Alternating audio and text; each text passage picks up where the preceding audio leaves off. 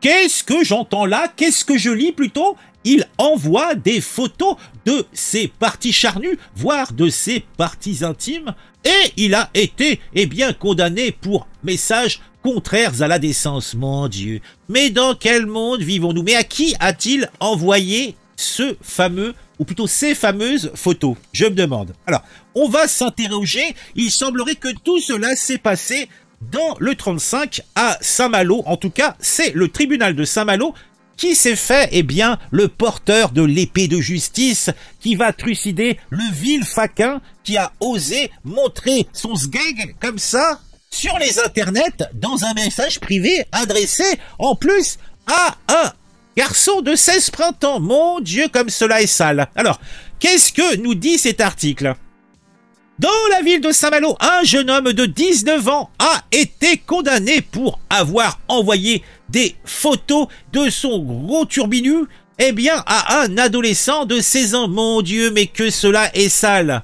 Donc, bien que la justice n'ait pas retenu la corruption de mineurs, sachant que le gaminou, eh bien, avait 16 printemps et l'autre 19, le prévenu a été condamné à 300 € d'amende pour menace, ah bon, il l'a menacé avec son sgeg, et diffusion de messages contraires à la décence sans demande préalable du destinataire. Ah, tu peux envoyer des photos de ton sgeg, mais il faut que l'autre t'ait dit « Allez, envoie-moi des photos de ton sgeg !» Ah oui, je comprends. Alors, comment ça s'est passé? Bon, je ne peux qu'imaginer, je n'étais pas là. Donc, j'imagine ce jeune homme de 19 ans qui, eh bien, nous explique que pour lui, c'est particulièrement difficile pour un homme musulman de s'exprimer sur sa sexualité. Voilà. Donc, et sans ça, c'est ce qu'a dit son avocat donc au tribunal. Donc, alors, qu'est-ce qu'il faut en penser? Tout ça parce qu'il a envoyé des photos de son membre turgescent rempli de suc et de sang à un jeune bambin de 16 ans. Je ne sais pas.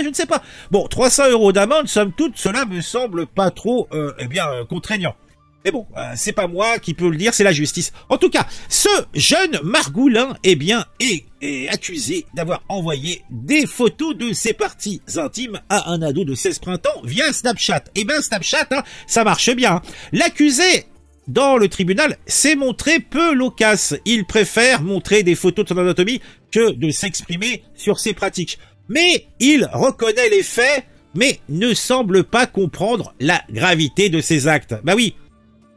Il déclare, il ne disait pas non. Bah, peut-être qu'il disait pas oui non plus. En tout cas, je pense que les parents du jeune margoulin, peut-être un averti, peut-être effectivement, ils voulaient de la quéquette à 16 ans, les hormones ça fonctionne, je comprends ça. Mais est-ce que on envoie comme ça des images comme ça, hein? En tout cas, le journal Le Pays Malouin, où je trouve cette actu, eh bien, me fait penser que non. Alors, qu'est-ce que me dit l'article encore? L'expert psychiatre décrit le prévenu comme froid, mon Dieu, calculateur, mon Dieu, sociopathe, mon Dieu, pervers narcissique, voilà, ah, sur la Torah, sur la barbe fournie du prophète, je ne sais que penser. Attends, ce garçon de 19 ans, selon l'expert psychiatre, je veux dire l'expert comptable, mon Dieu. Et donc, et serait froid, calculateur, sociopathe et pervers narcissique, ça me paraît beaucoup pour un seul homme.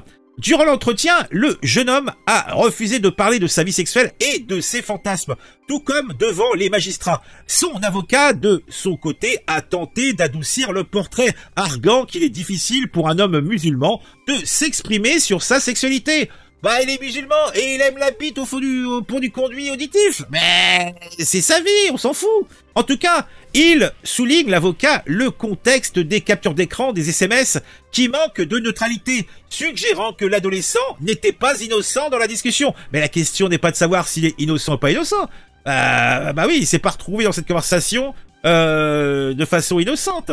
Mais ça n'empêche que, est-ce que il devait envoyer son sgeg? Je ne suis pas sûr. En tout cas, le tribunal de Saint-Malo a requalifié les faits en diffusion de messages contraires à la décence sans demande préalable du destinataire. Je vous l'ai dit en préambule, le prévenu a été condamné à 300 € d'amende et repart en fin d'après-midi libre bien sûr, et il laisse derrière lui cette affaire qui, somme toute, quand même, laisse quelques interrogations. Alors, quelle est la limite dans la communication et le consentement dans cette ère numérique? Bah oui. Tu es en train d'échanger des messages écrits avec quelqu'un, et puis tu peux interpréter un non-dit ou justement une chose dite, un smiley même, comme étant quelque chose, eh bien, qui n'est pas le ressenti de la personne. Ouais, c'est compliqué quand même, hein. Ah, oui. Bon, en tout cas, ce petit fait divers m'a intéressé. Bon, 300 € d'amende, il s'enterre bien le salopard. Et puis bon, on aura peut-être eh bien d'autres informations si le monsieur fait reparler de lui. Voilà.